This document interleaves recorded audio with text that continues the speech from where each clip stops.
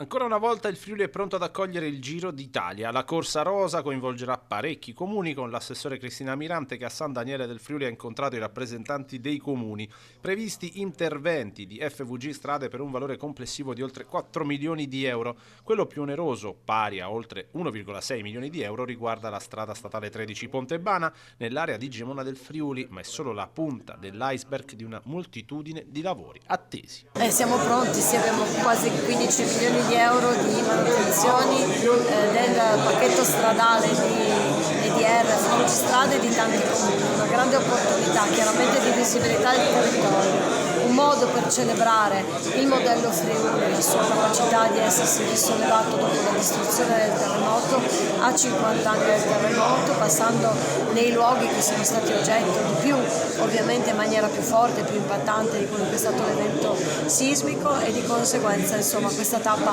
ha un'importanza mediatica molto importante, ma secondo me una bella vetrina per il nostro territorio, che è sempre più attrattivo, e di conseguenza la regione ovviamente è a suo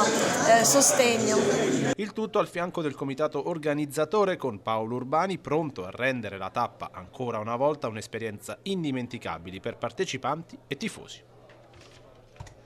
Devo dire che con il sopralluogo sulla caserma Goi Pantanali di Gemona, effettuato ancora un anno fa da RCS e dalla Regione con l'assessore Riccardi,